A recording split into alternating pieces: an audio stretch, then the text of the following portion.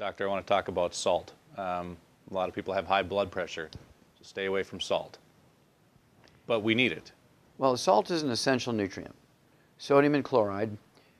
You cannot have nerve impulses without sodium chloride. They're an integral part of the biochemical system of nerve transmission.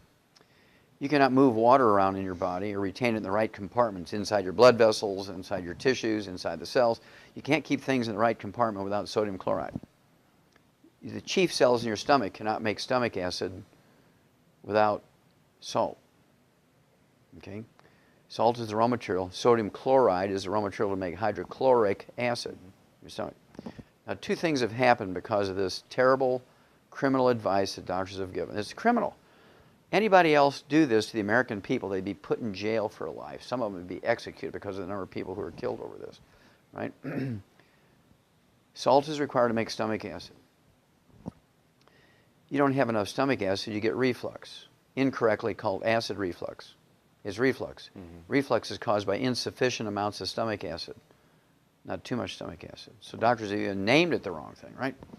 And basically, you get reflux when you don't have enough stomach acid to keep your stomach environment sterile. So yeast begin to grow in there, so you eat carbohydrates and sugar. They ferment that, produce gas. Heartburn, pressure, reflux.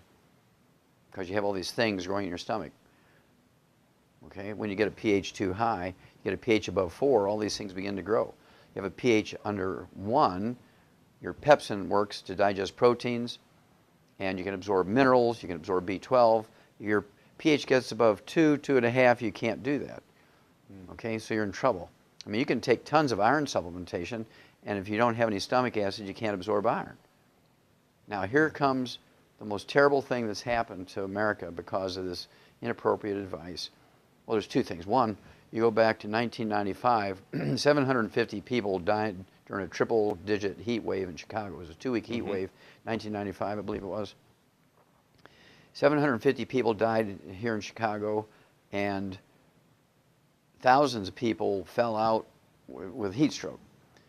The first thing they give them intravenously on the way to the hospital when they get heat stroke is saline solution, which is salt water, yeah.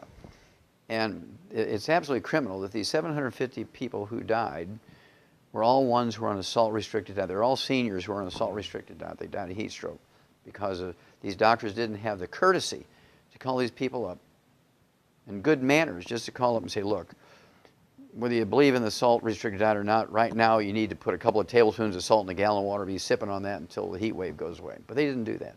And so all those people who died of heat stroke, who were under the care of doctors, who were on a restricted salt diet, those doctors should be put in jail, okay, for almost like the same thing as vehicular homicide, the same type of thing as manslaughter, right, type of thing.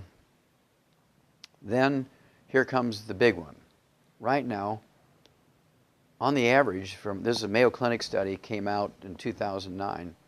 They said that as many as 30%, 30 people out of 100 in America now have celiac disease and have trouble absorbing nutrients. And as a result, there's people with 25 legitimately diagnosed diseases, which are all nutritional deficiency diseases.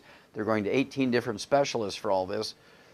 And they're paying, tens of thousands of dollars a day to deal with this, and it's simply a gluten intolerance, and their intestines are damaged, they can't absorb nutrients. Well, when you can't digest wheat, barley, round, oat glutens, and you absorb these big chunks of what's called polypeptides, your body recognizes and sets up an intolerance to those partially digested proteins.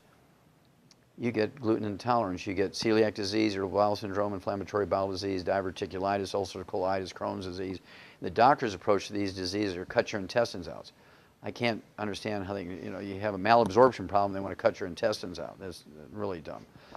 But at any rate, because they have you on a salt-restricted diet, you cannot make stomach acid, so your pepsin won't work, and you cannot digest proteins, including the protein of wheat, barley, round, oats. Now, again, there's a big research project come out in 2009 that said, it used to be people got celiac disease when they were kids. And if you recognize it, you can save them from all these terrible diseases because you can get them off of gluten and they'd be fine. Well, now people who could eat gluten with impunity. They were really big on eating wheat, barley, rye, and oats, no problems. And suddenly now at age 50 or 60, they become gluten intolerant.